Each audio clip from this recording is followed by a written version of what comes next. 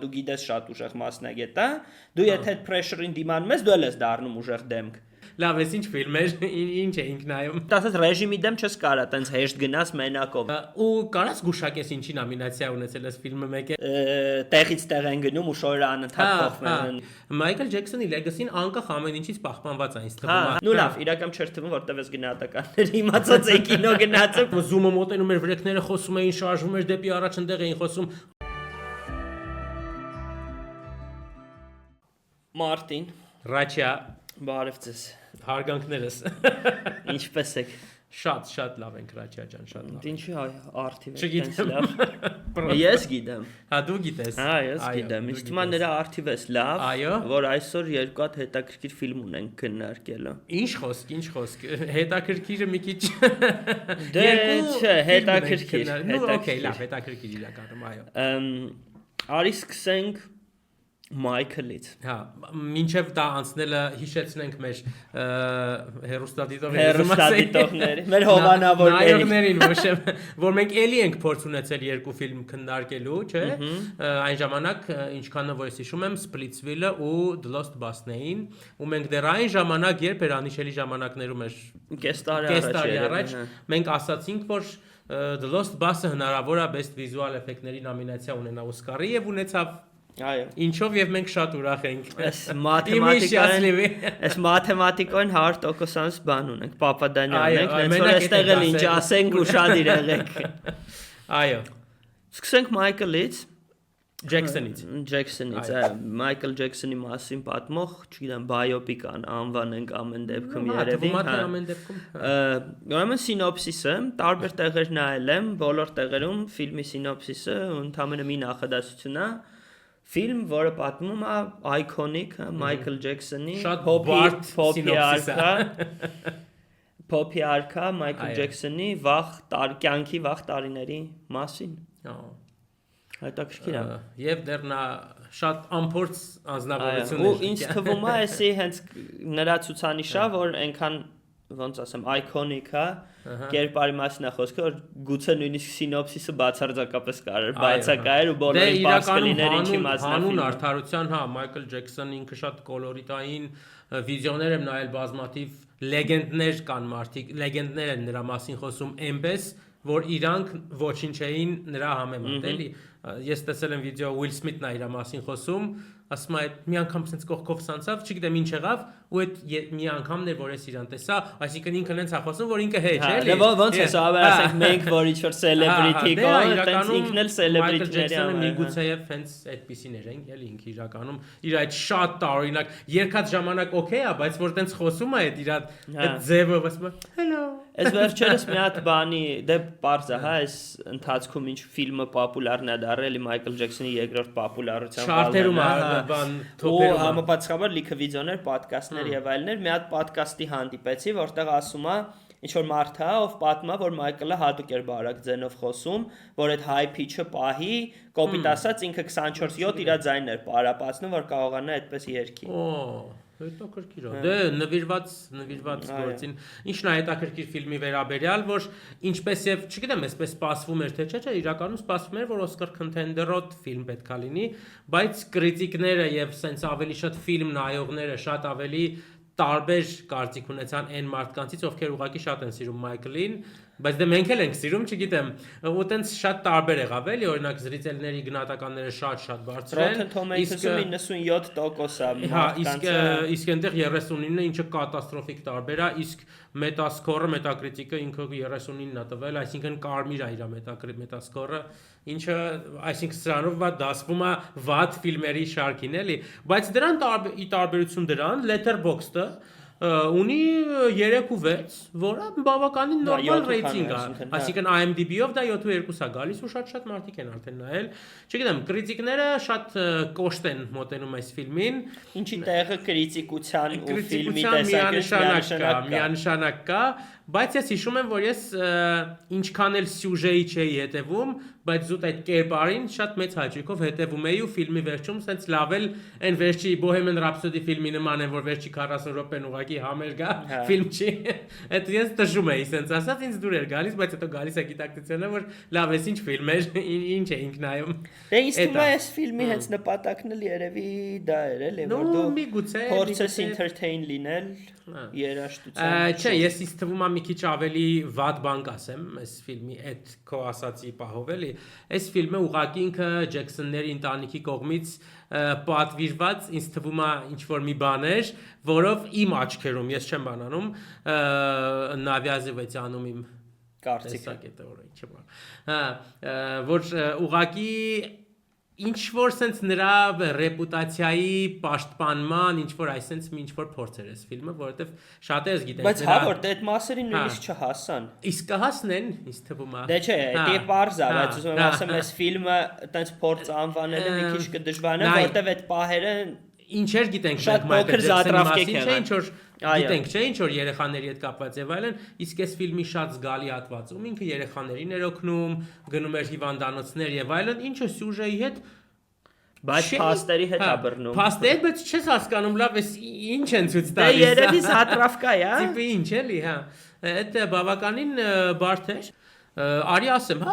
ովքեր են այս ֆիլմի յետևում կանգնած, որովհետև ամենավերջին մարդիկ չեն իրականում։ Ռեժիսոր Անտուան Ֆուկուա, ով նկարել է Training Day ֆիլմը, որի համար Դենզել Վաշինգտոն Օսկար է ստացել, այնտեղ նրա Equalizer-ները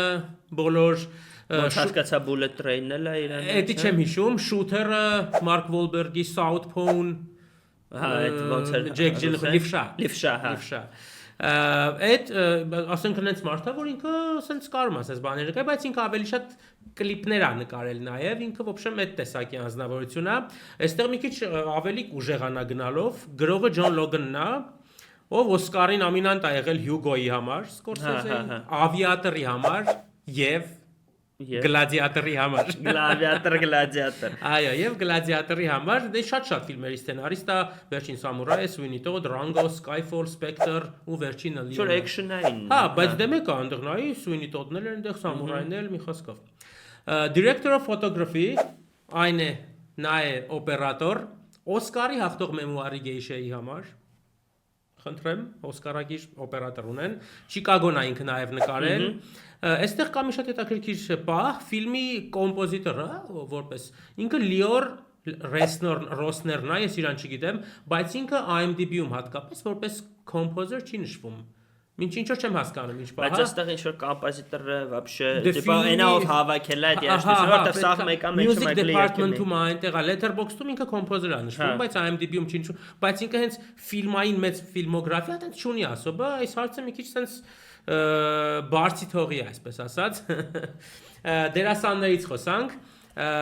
Մայքլին խաղում է Ջաֆար Ջեքսոնը, իր ինչն էր ինքը։ Զարմիկը։ Պլիմեննիկը, ճիշտ ասի Զարմիկը, մի խոսքով, հա։ Կոլման Դոմինգոն վերջին տարիներին կրկնակի Օսկարի հավակնորդ Sing Sing-ի ու Rust ֆիլմերի համար։ Նիա Լոնգը նրա մորն է խաղում, Կեթրին Ջեքսոն, հատ Կոլման Դոմինգոն խաղում էր նրա հորը, Ջոզեֆ Ջեքսոնը։ Ինչի ես շատ զարմացա հենց նկարանումից առաջ, որովհետև չէ հեշտ չէի նմանացի, ասես մտածում եմ սա պրոմոշններում Կոլման Դոմինգոն կախի ինքը կա, ու հենց նոր գուգլեց էլի 15 րոպե առաջ։ Հետաքրքիր է շատ Մայք Մայերսը, ով խաղում է Վոլտեր Յետնիկովին, ու ինքը լրիվ նմանատիպ ինչ որ դեր ունի բանում, Bohemian Rhapsody-ով, լրիվ նմանատիպ։ Էլի Մայք Մայերսն է, չէ՞, ես վստահ չէի, որ նայելու ընթացքում շատ նմանացի։ Ու հայտնի դերասաններից Մայլս Տելլերն ով Ջոն Բրանկային է խաղում են, որ իրան սկսում է այդտեղ մի քիչ շատ ուրիշ ձև էր ինքը։ Այսքանը այս ստեղծարար մարդկանց մասին։ Հա, դե շատ հետաքրքիր դեմքեր են։ Ես նայեցի Անտոան Ֆուկուան փաստորեն Bullet Train-ի ոչ թե ռեժիսորներ, այլ պրոդյուսերների մեջ էր։ Իր ուղակի հա գործերի մեջ էի տեսել։ Հա, ինչ անենք, ոնց անենք, ինչ ես ուզում անենք։ Խոսանք ինչ էր ֆիլմը, ինչ էր տեղի ունենում։ Սկզբից սկսենք, փոքր ժամանակներից գանք։ Օրինակ փոքր ժամանակների մասով ինձ թվում է, դե լավ, էսի են մեր սիրածը ասենք, սպոյլերներ ակնհայտ, այստեղ առանց սպոյլերների ինձ թվում է շատ բարդ կլինի։ Ինձ թվում է մանկության տարիներին հենց բավականին sense դրամայի զատրավկա կար։ Հա։ ու համ sense կապուտի մեջ sense բանի մեջ նկարած էր, sense սառը տոներով նկարած էր, համ սաղ այդ ընտանեկան հավերություններ, հոր հետ հավերությունը թվում էր թե կարող է եւ հեսա դեպի նու լավ, իրական չէր թվում, որտեվ ես գնահատականներ իմացած էի կինո գնացը parzer հետո որ մի բան լինելա, բայց sense դրամայի տեսանկյունից թվում էր թե շատ լավ զատրավկա էր գնում դեպի նրան, թե ոնց այդ դրաման զարգանալու ընտանեկան, հա, բայց չզարգացավ շատ ամբողջ ֆիլմի սյուժեի ոնց ասեմ խնդիրը կայանում էր նրանում ինչն էր չէ ֆիլմը ինչի մասին էր ոչ այնքան նրա երգելու եւ այլն այլ ինքը որ փորձում էր ազատվել իր հոր այդ կապանքներից այսպես ասած ու ինչն էր խնդիրը ֆիլմի ամբողջ ֆիլմի ընթացքում կա 4-5-6 նույն տեսարանը ինքը հայրը գալիս է ինչ որ վատ բան անում ինքը չի կարողանում տակից դուրս գա փորձում է ինչ որ այլ բան նույն տեսարանը հա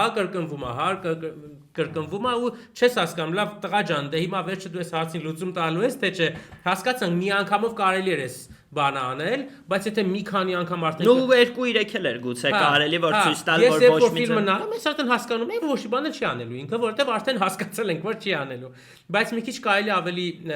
խորը փորձել հասկանալ ինչի մասին այդքան էլ չէին ցանկացել ինձ թվում է Ջոն Լոգանով Օսկարի նոմինանտ սցենարիստը օրինակ ինչի էր իր հայրը այդ տեսակի ընդհանրապես մենք չհասկացանք թե չի կարա չէ պերսոնաժը լինի ուղակի տենց ուղակի evil լինի ու տանջի նո evil չէ ինքը ուղակի խիստ էր երևի շատ խիստ ես տենց ծնող պատկասում եմ որ հնարավոր է որ ուղղակի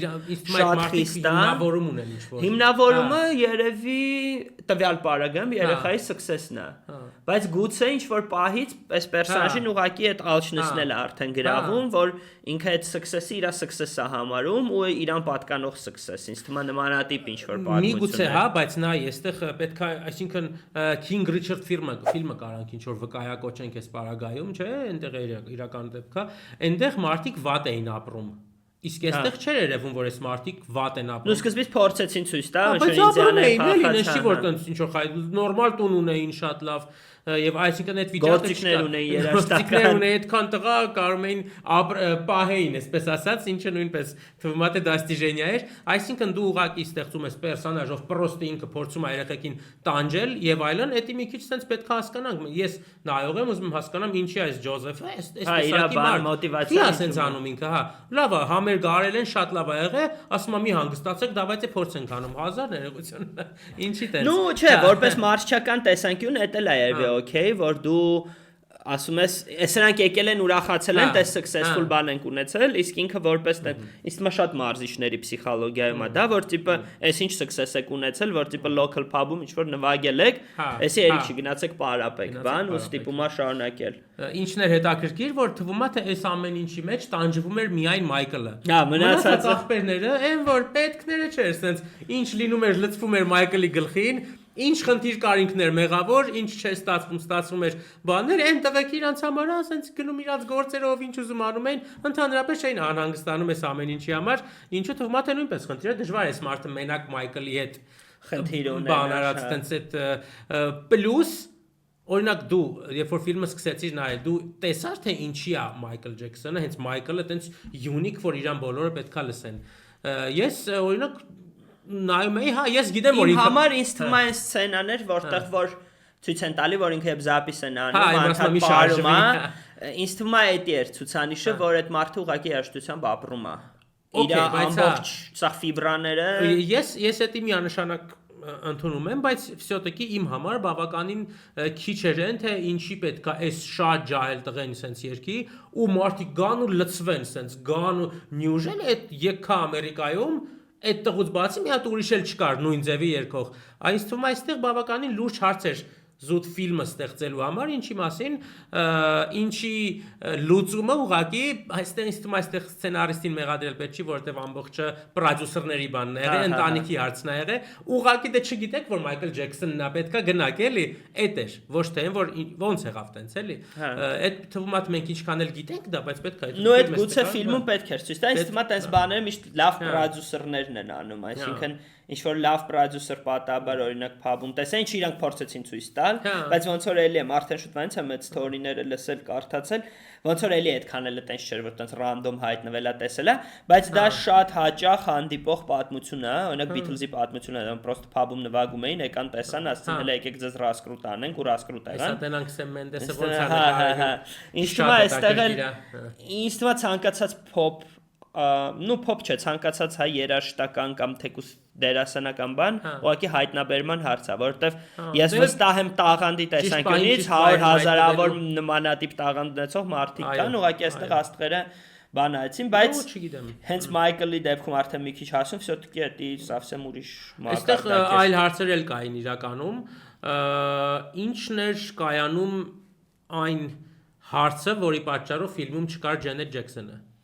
Կարծեմ ինքն է ասել, ինքը ասել է ես չլինեմ ֆիլմում, հա, ֆիքսել ինքը ասել է չի ուզում։ Okay, լավ։ Մենք նկարել ենք Մայքլ Ջեքսոնի մասին բիոպիկ, Ջենետ Ջեքսոնը գալիս ասում է ես չեմ ուզում ֆիլմում լինեմ։ Բայց մարդիկ չեն ասում թե 1000 ներողություն ես մարդու մասին ֆիլմ ենք նկարում։ Ոնց դե կարողա փորձել են, դե կարողա փորձել են, չի ստացվել։ Գուցե խնդիր, գուցե չէ, միանշանակ խնդիր է, բայց արդյոք խնդիր է, որի հետ չի կարելի համակերպել, որպես ֆիլմ կարելի է համակերպել, հա։ Ես Լատոյա Ջեքսոնին գիտեմ, որ ինքը Playboy-ում էլ է նկարվել։ Ես իր երգածներ եմ լսել, տենց որ ցույց տվեցին իրան, ես տեսա ինչ որ աղջիկ կար, տեսա որ այսիասի Լատոյան է հաստատ։ Մի խոսքով, չգիտեմ, ինձ մի քիչ բան արեց, որ Ջենետը չկար, որտեվ ինձ դուր կգար, որ մի հատ աղջիկ լիներ իրենց ընտանիքում, ով էլի լավ կերքեր, իր հետ ինչ որ sense մի հատ շատ լավ երգ ունեն Scream-ը, վայ թեմ անունը, սև ու սպիտակ կլիպ ունեն, որ sense գոռում են, բայց երգի անունը չեմ հիշում, շատ լավ երգ է, երկուսով են երգում, այդ ժամանակ Մայքլ Ջեքսոնը արդեն սպիտակ գույնի էր, այսպես ասած, ինձ շատ հետաքրքիր էր մոր կերպարը, ինքը թողնում էր, որ հայրը լիներ դաժան ընտանիքի անդամ այդ երեխեքի հետ, հատկապես Մայքլին, բայց չէ ինքը շատ կյանք չկար իր մեջ, էլի, ոնց որ ինքը համաձայն էր, որ դրա շնորհիվ էս երեխաները ինչ որ բանի են հասնելու, հատկապես Մայքլը պետք է ոնց էր ասում, ոնց թողես որ քո երեխային քո աչքի առաջ գոտիով ծեծեն։ Չգիտեմ, մայրը ինձ թվում է այն էլ որ տենց ցույց են տալիս ինքը սենց սիրող մայր է եւ այլն։ Իմ մոտ հեսա էսել ասեմ, շատ նմանացի իր կերպարը Tree of Life-ում բանին, Ջեսիկա Չեստեյնի կերպարին, բայց այնտեղ ակնհայտ երևաց էս կինը ոնց է փորձում է ինչ որ մի բան անել եւ այլն, իսկ այստեղ Նիա Լոնգի պերսոնաժը այն ժամանակ արեց ինչ որ քայլ, երբ որ Մայքլը արդեն այդ քայլի կարիքը համարյա չուներ, կարելի ասել։ Դե հա, բայց ես հասկանում եմ տենց մարդու փսիխոլոգիան ու դա լրիվ շատ հնարավոր փսիխոլոգիա, այսինքն ինքը 10 երեխու ծնող հերն այդ ընտանիքը պահում ամեն ինչ հոր վրա է ու հիմա ինքը չի կարող կոպիտ ասած ռեժիմի դեմ չես կարա տենց հեշտ գնաս մենակով էլի Օբստամբես հա էդի այդ տեսանկյունից զուտ փսիխոլոգիչկի ես լրիվ համաձայն եմ որ տենց բան հնարավոր է ու շատ հավանական է որ հենց այդպես էլ եղել է այսինքն ես դա չեմ բացառում կամ որպես վրիպակ հաստատ չեմ դիտարկի էլի հա որտեղ շատ հնարավոր է ես սիրում եմ երբ որ ֆիլմում մոր կերպարը հատկապես ինչ որ առումով տանջվող կերպարի մայրը մի քիչ ուրիշ տեսակ է լինում, ու միգուցե ես այդ իմ նախասիրություն է, էլի, բայց այտենց նենց էլ կարա լինի, նենց մայրը պետք է երևի թե ամեն դեպքում այն ասում են չէ, առյուծ բան անում է, պաշտպանում է իր երեխաներին, չգիտեմ, այդ տեսարանները մի քիչ ինձ զարմացնում էին, այսպես ասած։ Ֆիլմը որպես սյուժե ինչ է, ոնց ներկայացնենք, չեմ հասկանում։ Ինքը գնալով փորձեց անկախանալ, այնտեղ մի պահ կա որտեղ Մայլս Տելլերն է հայտնվում, շատ լավ Մայլս Տելլերը հայտնվում է շատ լավ, հենց առաջի տեսարանը, ու նույն ձև էլ շատ լավ կորում է։ Բայց առաջի տեսարանը տպավորում է։ Առաջի տեսարանը են, որ ասում ես այո։ Ու ես մտածում եմ ասում կարող սենց որ շարքը խոսքի սփորտինգի նոմ ստանա։ Ինչ որ վիճակի մտքով էլ անցե, բայց չէ, չես մարդը գալիս է ու տենց արդեն խառնվում է ֆիլմի մնացած կերպարների մեջ է մտնում, սենց սկսում է մի քիչ զարմանալի է այդ կենթանիների պահներ բավականին զավեշտալի։ Ինձ թվում է այստեղ իրանց նպատակին չէին կարացի հասնեին, որովհետև նայ դու ինձ թվում է իրանք ցույց էին փորձե տալ որ այս մարդը կենթանիներ է սիրել եւ այլն, չէ, ինքը ժիրաֆներ է պահում այնտեղ, կապիկի հետ ամոթ, բայց այդ տեսարանները իրանք շատ կարիկատուրնի էին իրանք ավելի շատ ծիծաղ էին առաջացնում, քան ցույց էին տալիս, որ Մայքլ Ջեքսոնը կենթանիներ է սիրել։ Արդյոք համաձայն չես իմացել։ Ես համաձայն եմ։ Ինձ խնդալը գալիս էր այդ տեսարանների վրա, բայց ես պետքա տեսնեի թե ինքը ոնց է իր կապիկ ընկերոջ հետ սենց ժիրաֆի հետ այդ ընձուղտի հետ ոնց է, բայց խնդալից գալիս էր։ Գուցե ժիրաֆի պարտադիր չի ինքը կար ֆոնում լինել, բայց կապիկը միանշանակ ինչ որ իրանց հարաբերությունների զարգացում ցույց տալու։ Միգուցե մի քիչ ավելի այլ տեսակի պետք է ցույց տանք, որ այս կապիկ ինչ որ հարց ունի, խնդիր ունի ու Մայքլը ոնց է փորձում այդ հարցը լուծել։ Օրինակ, հատեկու շատ կարճ դրվագներով։ Այսինքն ինքը նստած իր այդ գիրքն է նայում, հետը խոսում է կապիկի հետ, դա մի քիչ sense նու կան իհարկե պատմություններ, որ Մայքլը ինքը հենց այդ տեսակի մարդ է եղել, նու բայց չգիտեմ, իմ համար ֆիլմի համար ինքը այդ լրջությունից գցում էր, խնդալու էին դառնում այդ պահերը։ Իսկ ֆիլմի վերջին 30 րոպեն, ինչպես եւ Bohemian Rhapsody ֆիլմը, վերջին 30-40 րոպեն ինքը ուղղակի կոնցերտ էր կարելի ասել, ֆիլմ չկար, բայց Ջաֆար Ջեքսոնը ոնց ասեմ, աննկարագրելի էր խաղում, ես ուղղակի չեմ հավատում։ Մարդ ով չունի դերասանական փորձ, դա պարտադիր պետք է նշել։ Ես մոտի ինտերվյուն ասում այս կյանքում չեմ մտածել դերասան դառնալու մասին։ Երբ ասում է իմացա, որ Մայքլի մասին բիոպիկ են նկարելու, ասում եմ մտածեցի ինչ հետաքրքիր ով խաղալու տենաս։ Ու ասում է տենց իրան զանգեցին, տենց եւ այլն։ Ու իրականում այդ հենց այդ նույն ինտերվյուում ասում է, որ երկու բանը իրան չեն հաստատել դերում, ու ինքը 2 տարի պարապել եմ արի, ասում է այդ դեր, ինքը 2 տարի դրան պատրաստ։ Ասում իրոք միգուցե եթե ֆիլմը մի քիչ ավելի ուժեղ ֆիլմ լիներ, ինքը միանշանակ best actor-ի contender էր ինձ թվում, սենց էլ կարող է լինի իրականում։ Կարող է լինի, նու contender չէ, սենց նոմինանտ կարող է լինի։ Նույնիսկ դա նախնական contender եմ ասում, որովհետև ինչեր է լինելու տարվան։ Ինչ ֆիլմեր են գալու, Տոմ Կրուզը ասում են մի հատ ֆիլմ ունի, թողու փախի։ Ֆիլմի անունը թողու փախի։ Թորողն է ֆիլմի անունը, Ինյարիտուի մոտ։ Հա, շատ լավ է խաղում, այն որ շարժումները ամեն ինչը որ ես մոռացել էի, որ մենք Մայքլի մասին ֆիլմ ենք նայում, վերջին այդ 30 րոպեն ուղղակի վայելում էի այդ համերգը ու շատ լավ էր, էլի, այս տղեն ուղղակի, չգիտեմ, ադամանդ է կարելի ասել, եթե ու թվում է թե արդեն շարունակությունն է լինելու, ու ինքը ասել է, որ ինքը ուզում է Smooth Criminal-ը երկի։ Հա, որսենց ծառոմիշնում են, այդ է ուզում անի, չգիտեմ։ Դե կանի, հա։ Բայց հա, ես էլ եմ ուզում անպայման նշել հենց Ջաֆար Ջեքսոնին, ասենք հենց նա մանավանդ այն պահին, որ ակնոցներն է հագնում, вообще չես ջոգում, որ Մայքլ Ջեքսոնը մեկ նայում եմ, ասում, կարող է որ խոսքի բան էր, մի քիչ բան մցնեին, այն ոնց է կոչվում այդ ֆիլտրը, որ սենց խժբժե է, նու բլուրը չէ, որ սենց հասկացա ինչ։ Նու մի խոսք, այդ ֆիլտրը լի է, կմտածեի վավերագրական կադրեր են, հա, կմտածեի որ բան է, էլի ասենք։ Իսկականից երևաց, որ այս մարդը սրտով եւ հոգով մտել է այս դերի մեջ ու ցանկացել է անել ամեն ինչ, որ ֆիլմը լավը լինի, իսկ ինձ թվում է մնացած մարդիկ մտածել են, որ չգիտեմ, օրինակ ինչքանով է պետք Մայքլ Ջեքսոնի լեգասին պահպանել, էլի։ Մայքլ Ջեքսոնի լեգասին անկախ ամեն ինչից պահպանված է ինձ թվում է։ Մենք միևնույնն է հիշում ենք նրա երգերը եւ այլն, բայց այն վատ բաները մեկը իրանք կան, դուք չեք կարող էդի ոնց ասեմ վերացնեք կամ չգիտեմ, բայց այս ֆիլմի պրոդյուսերների ընտանիքի հատկապես պլանը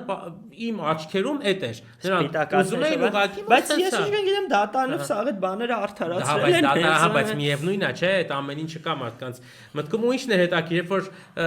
գրվավ բանը history continues Եմ որ ես ինչ յանի երկրորդ ֆիլմ ենք նկարելու մի երկու օր առաջ իմացա որ արդեն Չէ, դա ակնհայտ էր որ տենց չի կարա ավարտվի, որովհետև ինձ թվում է հիմնական տրագեդիաները վсё-таки արդեն իր այդ 90-ականներին ու 2000-ականներին շատ էին, հա, բայց ես ուզում եմ մի հատ ուրիշ բան նշեմ, ես արդեն երկրորդ բիոպիկն է, առաջինը բանն էր, Complete Unknown էր, սա էլ երկրորդն է, դե չգիտես ինչ եմ ասել։ Լավ։ Սա իմ համար երկրորդ բիոպիկն է, որը նայելուց հետո ես սկսել եմ լսել արտիստին։ Երաժիշտին, հա։ Նու ես Մայքլ Ջեքսոն գիտեի, ոնց որ անհնար է իր, չգիտեմ, Բելիջի եւ այլն, չարտերի վերևի կետերին ելնելուն իր։ Հա, ասենք parza է, այտենց 10-20 երգ գուցե եւ անգիր գիտեի, բայց այտենց որպես բան ես երբեք իրան որպես այդ աշճան icon չէի դիտարկում, սկսեցի ուսումնասիրել այլն ու հասկացա թե իրոք ինչ աշճան մեծություն է Ջեքսոնը, որովհետեւ ասա բար Twitter-ի եւ այլ ներկային ամենախնդալուներից մեկը, դες մի հատ Twitter ընդհանուր thread-եր ասում է ոնց օրինակ ասեսով է հայտնի LeBron James-ը, թե Michael Jackson-ը։ Դե ով չգիտի, ասենք LeBron James-ը սպայդրությամբ տես top 5 կամ top 7 Instagram-ի follower ունեցող, ասենք ատլետն է, սուպեր հայտնի եւ այլն, ու ընդեք խոսքի կոմենտներ էլի ասում են ես LeBron James-ին հայտնությամբ ավելի մոտ եմ, քան James-ը Michael Jackson-ին, կամ ասենք որ ասում է որ պատկերացնեք մի հատ աղջիկ կինոթատրոնում ուշագնաց ա եղել նայելով թե ոնց է Michael Jackson-ի պլիմյաննիկը խաղում Michael Jackson-ի ու իրոք ինքը այդ աշճան մեծ իկոնա է եղել այդ համերգների տեսարաններն են ոչի թե ինտալիս այդ որ մարդկանց ուշքը գնում էր վատ ես դե իսկականներն ենք չէ նայել ոնց են սենց հերթով տանում ես ուղղակի չեմ հասկանում ես հասկանում եմ ինչ տեսակի մարդային եղել բայց ինչի էր մարդկանց ուշ ինչա տեղի ունենում այդ ժամանակ Starstruck ուղղակի այդ կարգի ասենք պատկասը ինչ որ մեկը տենց ու դու հələ 30 տարեկան ես 21 տարեկան ես հա պատկերացրի ասենք քո 6 տարեկանից մինչև 18 ամբողջ օրը իրան ես լսում ու դրուք հայտնվել ես իր համերգին բեմի դեմը շատ այդ ուզում ես Zeppelin-ի օրինակ ասենք իսկ մա որ 25-ին բեմի դեմը հայտնվի կարող է 25 տարեկան գա քո ուշներ գնա չեմ բացառ դա շատ իրական է էլի ես կոնցերտներ տեսել եմ այդ որ ինքը մի հատ շարժում անում սա զալումն ես ձենա գալիս արդեն Ոչ չգիտեմ շատ մեծ մարդեր ափսոս որ նա շուտ գնաց կյանքից քանի տարեկան էր դե դիրա 50 քանիսի երևի 57 պետք է լիներ ինձ թվում է լավ մի խոսքով չանդրադառնանք դրա մասին հետաքրքիր է սպասել երկրորդին թե ինչ կլինի ինչ ոնց կշարունակեն ինչի որ ասպեկտներին կսկսեն անդրադառնալ կարող է Janet Jackson-ի ֆիլմի շատ տենց գրոսից ելնելով ասի չէ ես էլ եմ ուզում գամ հիմա բան ես էլ եմ մտածում որ գուցե տենց ինչ-որ բան տեսնենք ինձ թվում է երկրորդ ֆիլմն էլ լավ փողաբեր կբերի ես էլ շատ բերա արդեն 5 միլիարդ կարծեմ աշխատել է Սենց ասեմ, ընդհանուր առմամբ էմոցիայի տեսանկյունից ու հաճույք ստանալու տեսանկյունից ես դա միանշակ լավ ֆիլմ էր պատմական ու պատմության մեջ մտնող երևի ոչ արժի նայելու հաճույք ստանալ երևի այո նույնիսկ եթե ֆանատ չես հանդիսանում ինձ թվում է ֆանատ չհանդիսացողների համար մի քիչ ավելի դժվար կլինի նայելը եթե Michael շատ sense այդ ինչ որ գիտենք իր մասին հատկապես այդ իրադարձություններին շատ վատ վերաբերվող մարդիկ вообще ինձ թվում է շատ վատ կմոտենան այս ֆիլմին որտեվ ընդհանրապես նամյոկ չկա այդ ուղղությամբ ինչ որ տենց որ բայց հա ֆիլմը արժի նայել ուղղակի խնդիրն է նա որ ինքը իմ համար sense ցավոք ինքը ֆիլմ չէր ընդհանրապես ինքը կոնցերտ էր էլի sense ասած նո շատ լավ վիդեոյադ էր շատ լավ վիդեոյադ էր շատ լավ կոնցերտ էր շատ լավ նկարած որովհետև Անտուան Ֆուկուան ինքը շատ լավ կարա նկարի sense բան բայց հա ինքը կարա լիներ նաև ավելի լավ ֆիլմ ինչը նաև Կոլման Դոմինգոին կարա Օսկարի նոմինացիա բերեր հա որտեվ ինքը շատ յարեսցետ ամեն ինչը կա իր մեջ բայց շատ անհասկանալի պերսոնաժ էր ինքը չես հասկանում էլի ինչ ա ուզածը դա այն որ գալի ասում է my son is a money making machine ու sense դե okay լավ դա ցխնդալու էր մի խոսքով ես այս ֆիլմը գնահատել եմ 6-10-ից ես 7 եմ գնահատել բարի անձնավորություն իսկ թվա ես առհասարակ երաժշտության վերաբերող բաների եթե շատ վատը չի լավ է վերաբերվում նո okay չեմ կարող վիճել այդ հարցում ինձ թվում է այս ֆիլմի մասին այսքանը այո Դե ինչ, անցնենք մեր հաջորդ ֆիլմի քննարկմանը, որը այսօր եւս ընթացիկ ֆիլմերից։ Այո։ Լավ, Dyavel Nosiet, ուզում եմ հայերեն մի ձև ասել, բայց ռուսերեն Prada-ը Dyavel Nosiet Prada մաս 2 կամ 20 տարի անց, ինչպես ուզում եմ ասել Vicomte de Bragelonne, բայց դա ոնց որ 10 տարի անց է ասելու ես Լյովկին պարը։ Լյովկին պարը։ Բայց ինձ 20 չի, չէ՞։ Շատ երևի ավելի։ Շատ է։ Դուստը փաստացի 20 տարի, հա, ֆիլմն է 626 բաներ, էլի LeBron James-ին պետք է ասեմ, էլի Twitter, որ տիպը consistency է, 2006-ին LeBron-ը ինչ-որ սերիա է հաղթել ու Devil Wears Prada-ն է, դուսեք իմել ինչ-որ սերիա հաղթել LeBron James-ի ֆանատ ունենք այստեղ, ինչպես նկատել եք։ Շատերը պիտի նկատած լինեին։ Devil Wears Prada 2 ֆիլմը պատմում է 20 տարի անց թե ինչա տեղի ունենում այդ runway պոդիում էր ոնց ռուսական թարգմանությունում ժուրնալում ինչա կատարվում դերերին են վերադարձել հա Miranda Priestly դերին Meryl Streep այսինքն Miranda Priestly-ն թե ոնց է փորձում հաղթահարել ժամանակակից խնդիրները ժուրնալում հա որոնք կարող են առաջանալ այո Այդտեղից արդեն սկսում է զարգացումը։ Ես էլի անեմ այն մասը։ Այո։ Ռեժիսոր Դեվիդ Ֆրենկել կզարմանաս, բայց նա ունի կարճամետրաժ Օսկար 96 թվականին ուրեմն չեմ իմանա ինչա։ Dear Diary կարճամետրաժ ֆիլմով ինքը Օսկար ա տայել, բայց այդպես շատ հայտնի ռեժիսոր չի ինքը։ Սերիալներում ունի էպիզոդներ նկարած, շատ հայտնի Band of Brothers-ում ունի 2 էպիզոդ նկարած, The Morning Show-ում, հիմա որ հեսա կավարտվի, թե ավարտվել արդեն։ Devil Wears Prada առաջինն է նկարել, Marley եւ ես դա նկարել ինքը, որը ես զարմանալիորեն չեմ նայել։ Լուրջ։ Հա, ու Meryl Streep-ի ու Tommy Lee Jones-ի մասնակցությամբ Hope Springs ֆիլմն է ինքը նկարել, ոբշեմ sense ֆիլմեր է ինքը նկարում։ Թվում է թե իր ամենամեծ պրոյեկտները ամեն դեպքում Devil Wears Prada-ներն են, էլի ամեն դեպքում։ Հա, էսա սցենարիստը Էլին Բրոշ Մակկենա, ինքը առաջին Devil Wears Prada-ի համար BAFTA-ի նոմինանտ է եղել, առաջինի համար, բայց Օսկարի չէ։ We Bought the Zoo-ն ա գրել ու կզարմանաս, մեկ էլ Cruella-ն ա գրել, շատ նման ֆիլմի սցենար ա գրել, շատ նման։ Օպերատորը Ֆլորիան Բոլհաուս, չգիտեմ, երբ որ այս ֆիլմը նայում էինք, ինձ թվաց ես ուրիշ ազգանուն կարդացի, ինձ թվաց շատ թույն դեմք ա, բայց նո տենց էլի առաջին Devil Wears Prada, Red ֆիլմը իմ շատ սիրած։ Okay։ Divergent-ի երկրորդ երրորդն ա ինքը նկարել ու բանը գրքերի գողը ֆիլմն է ինքն, Էդվարդ Ցվիկի նկարահանած գրքի վրա է, չկան գիտեմ։ Այստեղ, հա, այստեղ մի քիչ ավելի լրջանում է կոմպոզիտորը Թեոդոր Շապիրոնն է 99 պրոյեկտների Tropic Thunder, Secret Life of Walter Mitty, Intern ֆիլմը, հա, Alien Headway-ով։ Այն նախորդ երկուսում է Ben Stiller-ն։ Այո, We Are the Millers-ը ու ինչն է հետաքրքիր, Severance սերիալի երաժշտությունն է ինքը գրել։ Այո, ու 2 հատ Emmy ա տարել դրա համար։ Դե որտեվ Severance-ի երաժշտությունը լավն էր։ Այո, եւ աստղերը Meryl Streep, ով խաղում է Miranda-ին, վերադարձել է Anne Hathaway-ը Andy-ի դերում, Emily Blunt-ը խաղում է ում Emily-ին, հա, էտի Stanley Tucci-ն խաղում է շատ հիանալի պերսոնաժ Nigel-ին, Kenneth Branagh կա ֆիլմում, որը խաղում է ամուսնուն Stewart-ին, որ հիշում ես մտածում ում պետք է խաղար, չկրահեցինք իրականում, Justin Theron Benji-ն է խաղում ու Lucy Liu-ի շքեղ դերը Սաշայի դերում, նո ճիշտ է ինքը շատ քիչ է ֆիլմում, բայց շատ կարևոր մարդ է այս ֆիլմում նա, այսպես ասած։ Ահա, ասեք ինչ եք ասում։ Ոյ, ասենք ինչ ենք ասում։ Դե աննկարագրելի Meryl Streep, աննկարագրելի Stanley Tucci, ես Stanley Tucci-ի համար ինձ թվում է, ուրեմն ես Devil Wears Prada-ն շատ փոքր ժամանակ եմ։ Նո, շատ փոքր ժամանակ ասած 10-11 պլյուս մինուս եւ այն ժամանակ դուսեկո արդեն տելևիզորով ցույց էին տվել։ Ու ընդհանրապես բան չէի հիշում։ Այս ֆիլմը մենք միասին նայեցինք, չէ՞։ Այնքան հիմա գնաց է կինո նայ, որ չեմ հիշում ինչը ոնց է։ Հա, այս միասին ու մեր նայելուց մեկ եւի նախորդ օրը բան արեցի, դրեցի սկզբից մինչև վերջ նայեցի, շատ լավ տպավորություն ստացա, ես հիշում եմ որ այս Stanley Tucci-ին ահա որ սիրում եմ հենց այս ֆիլմի պատճառով, բայց ֆիլմից ոչ մի բան չէի հիշում, եւի մենակ Stanley Tucci-ին էի հիշում ու Meryl Streep-ին, հա։ Նույնիսկ Emily Blunt-ին եթե անկեղծ չէի հիշում մինչև վերանայել, հա, առաջինում շատ ալի մեծ տարի երիտասարդ Emily Blunt-ը համարը չի փոխվել։ Այո, աննկարագրելի հիանալի Stanley Tucci-ն ոնց որ առաջի ֆիլմում էր մի հատ հիասքանչ պերսոնաժ տենց երկրորդում էր ու երկրորդի վերջում պարզվում է սպոյլերներ։ Էսի էլ նախոր սպոյլերների բանից արդեն իմացեք, վերջում էլ ավելի կրուտոյ պերսոնաժա դուրս գալի, որտեղ պարզվում է որ ինքն է հիշել, Սենձին հետ բերել եւ այլն եւ այլն։ Ոնց ասեմ, սենց շատ տաքուկ։ Այո։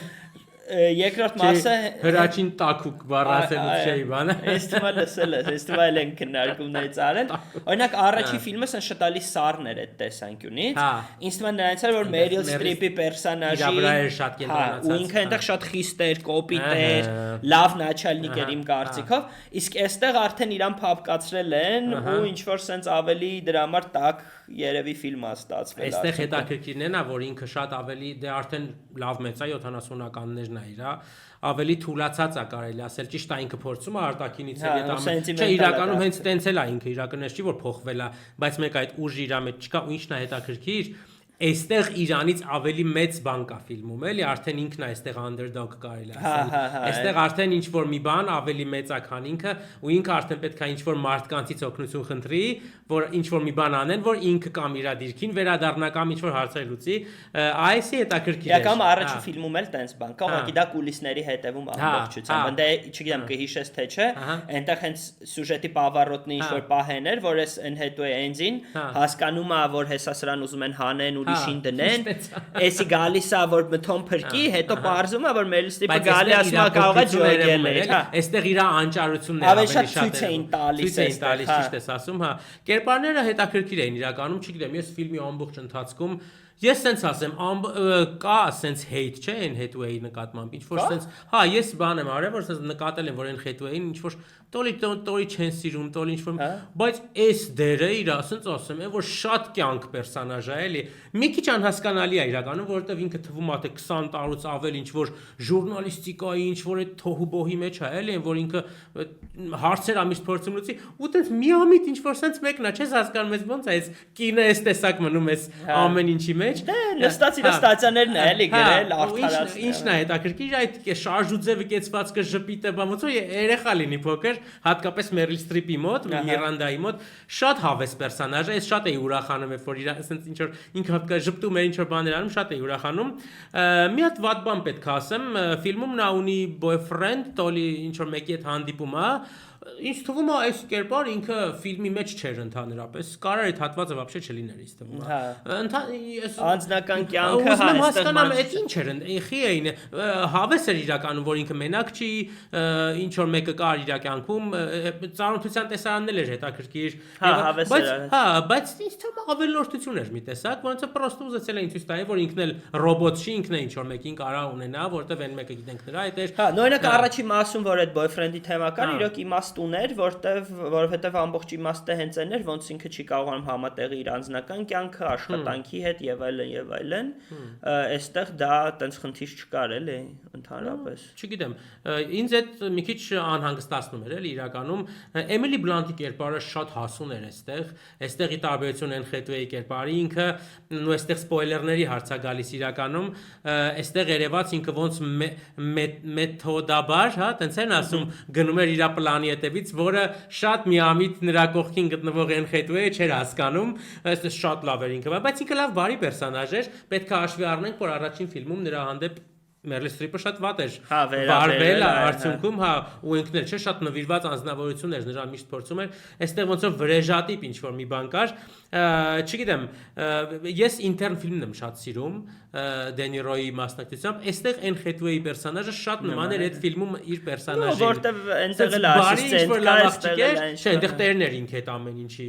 այն որ ինքը ինտերն է, չէ, ինտերնը Ռոբերտ Դենիրոն էր, ճիշտ է, հա, այնտեղ մի շատ խնդալու տեսարան կա, որ 70 տարեկան մարդուն ասում են, ձեզ որտեղ եք տեսնում 20 տարի հետո, 10 տարի հետո, այս մարդը նայում ասում, ինչ է խոսում, 10 մեռած կլնեմ, ինչ որ տես մի բան է, այդ կերպարին են ինքը շատ նման, որ շատ բարի հոգով, որ շրջապատը իրան չէր հասկանում, տես չգիտեմ, ինձ դուր էր գալիս, Ստենլի Տուչիի կերպարը մի քիչ անհասկանալի էր ինձ համար, ինքը շատ նվիրված էր Միրանդային, բայց միևնույն ժամանակ դու ուզում ես հասկանաս լավ, այս մարդը ընդհանրապես ամբիցիա չունի։ Չէ, դե առաջի ֆիլմում ցույց են տվել, որ ունի, բայց մեկը ցույց են տվել, որ ինքը ուղղակի գալիս է ամեն անգամ այն մտքին, որ всё-таки իրան ավելի լավ է մնալ այստեղ, քան թե գնալ իր ամբիցիայի հետևից։ Հենց առաջ ֆիլմը դա լավ նկարագրում է։ Հա, բայց խի է գալիս դրան էլի, որտեղ դե կարա լինի իսկականի գենիա չէ, ինքը տեսնում ենք, շատ ուժեղ, ինչ է անում, հա, ոնց է ինքը հենց մեր գլխավոր պերսոնաժի գլխավոր համախոհն է ֆիլմում, միշտ իրան փորձում է ինչ-որ պատժեշ կանել եւ այլն, բայց այստեղ ֆիլմում մի հատ կիսատ բան կար, նկատեցիր դու, այն հակոստի պահը։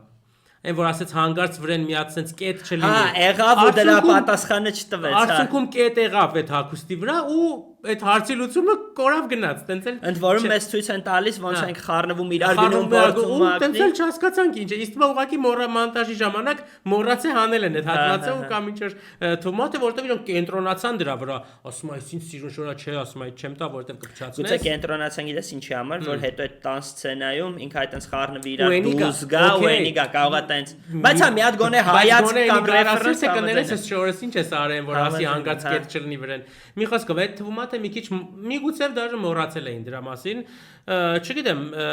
շատ հետաքրքիր էին Միլանի տեսարանները իրականում, այստեղ գիտես ինչներ հետաքրքիր, երբ որ այնտեղ այդ Duomo-ի դիմացի այդ մոլերի ամբողջ հատվածում, որ ինքը քայլում է, ասես նայում եմ ու հրաչին եմ նայում, ասում եմ այս զալի 50% հաստատ տեղ եղել է, էլի, այդ սաղ տեղերը ասես այդ ես այն մյուս 50%-ի մեջ եմ, այն որ կրունկները դնում ֆռում են բանլերի, այնց այդ տեղեր ինքը տենց շատ հետաքրքիր էր, այդ ես չեմ սիրում անել իրականում։ Մի խոսքով այդ հետաքրքիր էր ու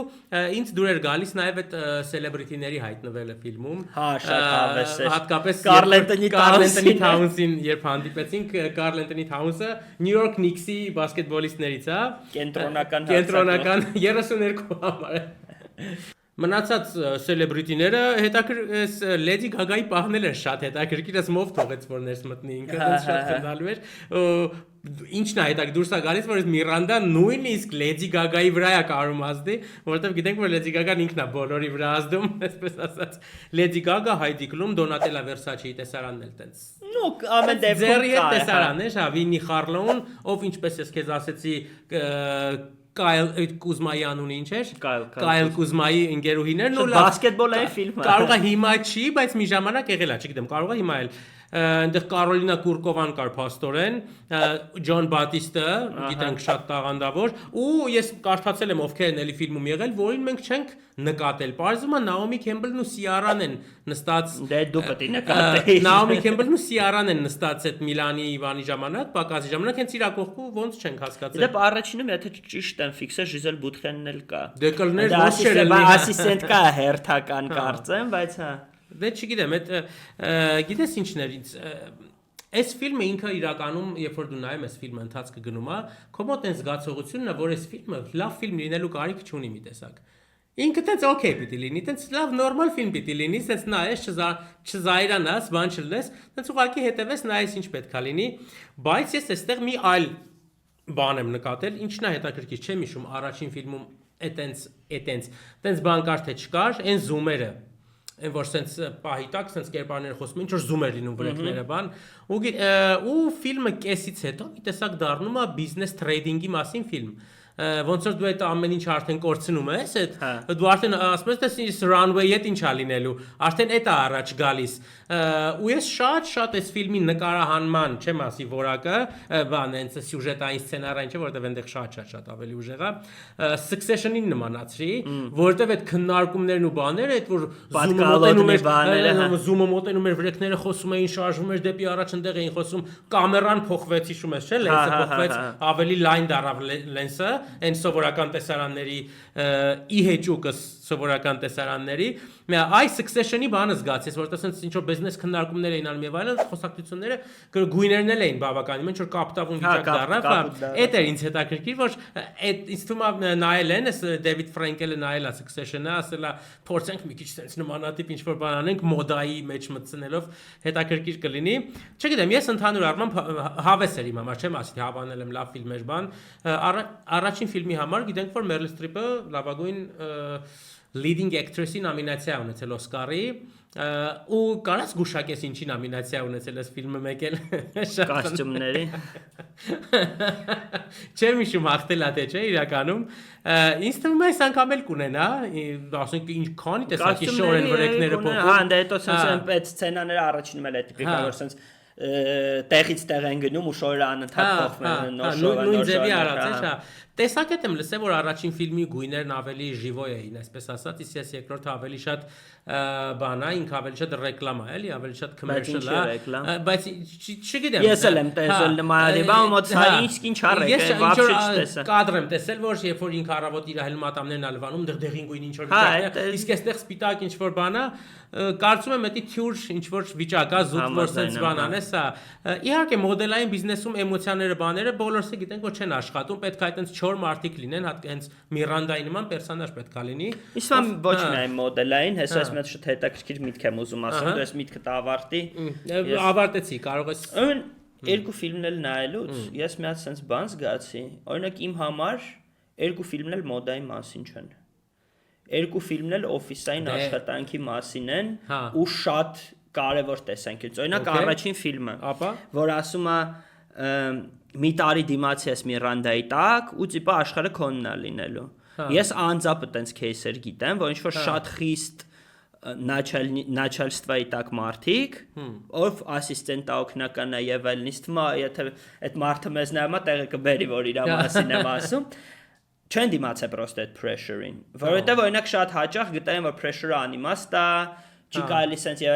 ու նրանք ովքեր դիմացել են վերջում դարձել են դեմք այն նրանք ովքեր չեն դիմացել միջև հիմա sense stand են էլի չեն գտնում իրանց օրինակ առաջի ֆիլմում հենց էդի դա ասում եմ վերջերս եմ նա հենց այդ միանգամից այդ զուգահեռը մոտս եկավ էլի օրինակ որ օֆիսային կյանքում քո կամ առհասարակ կարիերայիդ ընթացքում էլի եւ դու կոպիտ ասած քեզ գայս են շոր մեկով շատ ուժեղ մասնագետ է ու դու գիտես շատ ուժեղ մասնագետ է դու եթե այդ pressure-ին դիմանում ես դու էլ ես դառնում ուժեղ դեմք եթե չես դիմանում սկսում ես խառնվել ուստեղ հենց այս աղջիկը փաստորեն դիմացավ ու դարձավ ուժեղ դեմ նույն հարկում կաբինետ ունեցավ երկրորդ մասում էլի կարիերնի հարցերի տեսանկյունից հա ոնց որ էլի բաներ ա փոխվել հա սենց հայտնվելն բայց ասենք այդ կրճատումները ժամանակակից աշխարհը ոնց է լինում էսա ու ես շատ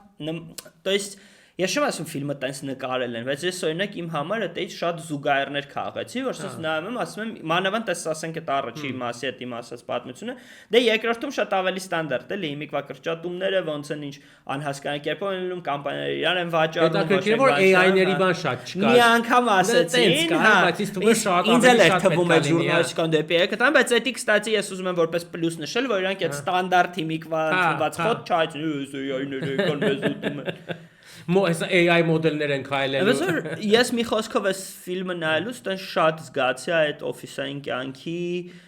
հետաքրքիր ասպեկտը ու հասկանում ես որ կապ չունի դա IT-ա, fashion business-ա, ժուրնալա ինչ է։ Բոլոր տեղերը միլիարդներից են խոսում, շատ ծիծաղալու են ինքնաթիռների տեսարանները այն որ բիզնեսից նստում է այնտեղ ասում է շամպայն է ուզում ասում է այստեղ չենք տալիս բան հետո ինչ որ սենդվիչ են ուզում թե ինչ չգիտեմ այստեղ բայց այն քո ասած հենց բիզնես աշխարհի հենց մարմնացում հենց Meryl Streep-ն է այստեղ ինչն է հետաքրքիր երբ որ նայում ես այս կերպարին դու ֆիլմի ընթացքում ոնց որ կյանքի ամեն ինչից հասկացող այն որ ասում են հին գելերից լինի այն որ ասում է մտնում են իրար հետ ասում է մենք քո համար ենք էս արել եւ այլն չէ այն խետվին ասում է քո համար ուզում ենք բան անենք ասես նայում այն խետվին ասում է դու լուրջ գտնում ես որ Էմիլին սա իմ համար է անում այն ասում է հա ասա նրան ասում է մեկ էլ Meryl Streep ասում է հա ասում է իրան ասում այսինքն ինքը այդ բոլոր ասպեկտները բոլոր նյուանսները գաղտնիքները եւ այլն այդ ամեն ինչին ինքը տիրապետում է էլի իրականում ինչը եւ ցույց է տալիս թե ինչի է այս կերպարը գտնվում այն դիրքում որտեղ ինքը գտնվում է այսինքն ինքը այդ ամեն ինչը գիտի իդեպ Կենեթ Բրանան երկրորդում նրա ամուսինն է որտեղ առաջինում ինքը բաժանվում է չէ իր այն ժամանակվա ամուսինից դե ժամանակվա ամուսինը ասում արդեն երրորդ ամուսինն է մեծ բաժանվում այսինքն Կենեթ Բրանան մենք ասում ենք առաջի ֆիլմում որտեղ միգուցե շատ լավ կերպար է իրականում շատ sense բանանող support անող անձնավորություններ ու որ երկրորդ հարկա բարձրանում են Hathaway ուզում է մոտը գնաց մոլոդես ասում լավ էլ դուխով ես գնում նրա հետևից չգիտեմ նու իրականում sense եթե արդարացիորեն խոսանք իհարկե sense գցենք մի կողմից որ Anne Hathaway-ը շատ հավես էր Emily Blunt-ը շատ sense հետաքրքիր էր Miranda-ն էլ այդ տեսակի մեջ շատ լավն էր ինքը իրականում ֆիլմը sense ոնց ուզեցել էին տենց բրթել էին էլի տենց ոնց տարել էին կնայենք ուրախանանք մեծ բլոկբաստեր այն ինձ թվում է հա բայց որպես ֆիլմ են որ դու ուզում ես sense ինչ որ նախ այդ մոդայի աշխարհն է իդեա մեջը մեկա չկա այսինքն զուտ ոնց որ դու ասեցիր կարելի ասել օֆիսի